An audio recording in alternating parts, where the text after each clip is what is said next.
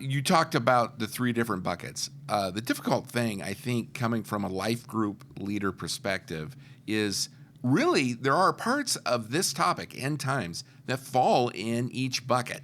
Yeah. Can you clear that up for us? And I think that would be huge for a life group leader, because then I would know this is an area I need to actually be careful of, and this is an area that people are just talking about it. And it might as well be the weather or something else, because it doesn't really matter.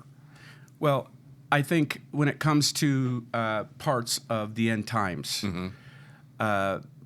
first of all, Jesus' physical return, that's the gospel. I mean, you know, that's that and judgment. You know, for let's say that somebody says there's no judgment, just everybody goes straight to heaven. Well, I mean, now you're impacting the gospel itself. Universalism is the belief that there is no hell and everybody goes to heaven. That's false teaching. That actually impacts God's character, because for him to send Jesus to die on a cross for people that would have been saved anyway, that's problematic at a real level. Now, well, you say problematic, and I think if you know, unless someone's taken systematic theology, it's basically like a Jenga tower, and you're pulling out one of the bottom bricks if you pull that out. So it's like, well, that brick by itself's not that big a deal. Oh, but it is. Well, it is, because if the Bible is inerrant and infallible and it clearly says some things, you know, and you disagree with that, when you attack the inerrancy of Scripture that comes from God, and God's revealing to us the truth about eternity, about life, the whole thing falls apart.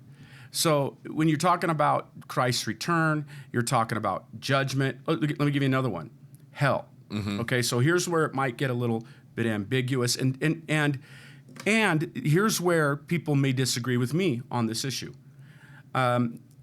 If you say there is no hell, that is a first bucket issue.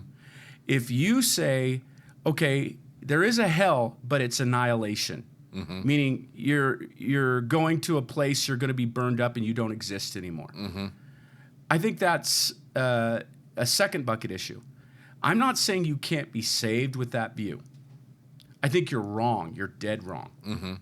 I can say this: you can't be a part of our church because that's a unity issue.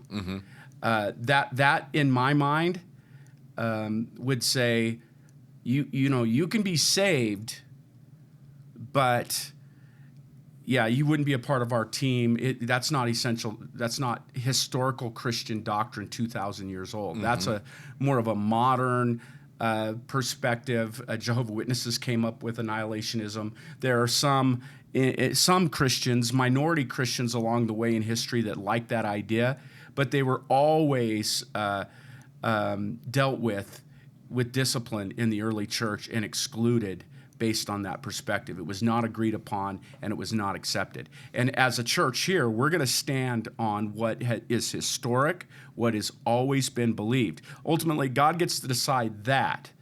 If you can be in heaven, not believing in a literal eternal hell, that's his decision.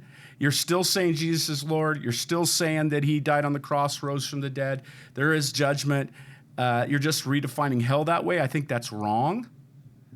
But I wouldn't say you can't be a Christian with that. I would say that's not going to be acceptable for us in our church. So would, just to make it easy to remember it, being a life group leader or being someone that's in a life group, really the 5 things that you are going to be talking about that are in the Bible that we feel like we can stand on, those all 5 of those things are in the first bucket. When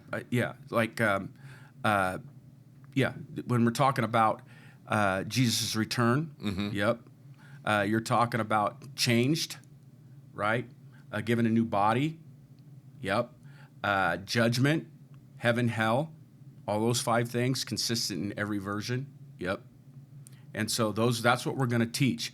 Again, there are things that our people can disagree about. Does he come pre-trib?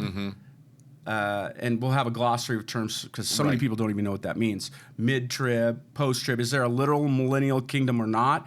That's been disagreed about and worried over and In Bible colleges. In Bible colleges, in history, and there are all kinds of good, godly brothers and sisters who have differing views on that subject. We can be unified in that. Now, if you take something like the premillennial view, and you make it a first bucket issue or a second bucket issue, you're wrong, and you just won't be a part of our church. You're going to cause a division, and you're going to be an evangelist for a specific view, and this is how it is, and you're going to fight and turn it into war over that. Go to a different church where they actually believe that, and cause a problem over there. Bible says, warn a divisive person once, then warn them again, then have nothing to do with them. We don't need to be fighting in the camp over something that great godly people have fought about, and the Bible actually is unclear. You may go, no, it is clear. No, it really isn't. That just tells me you haven't looked at the other views and really worked it through. One of the amazing things, I talk to scholars all the time, and I'll ask them. This last few weeks, I've been asking some of the scholars that are in the know. And they'll go, well, I'm premillennial with a little bit of, or I'm amillennial with a little bit of the premillennial view of the Jews, or I'm a little, and they're like it's a menu. Yeah, like it's a menu. Because there's a reason for that. And even whether people want to say it or not, all the premillennials, we all agree. No, you don't. You agree on a big chunks of it, but on the details, they have differing views every single time. Whether it's Chuck Missler, a lot of people like to quote him, or John MacArthur disagrees on some nuances with somebody else. There's leeway, and those guys would never go, yeah, you're not a Christian if you don't agree with me. I do. They would never say that.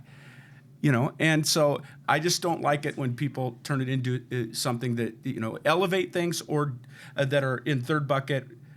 Or second bucket into first bucket, and I don't like it when first bucket is lowered to include things that shouldn't be there. Right.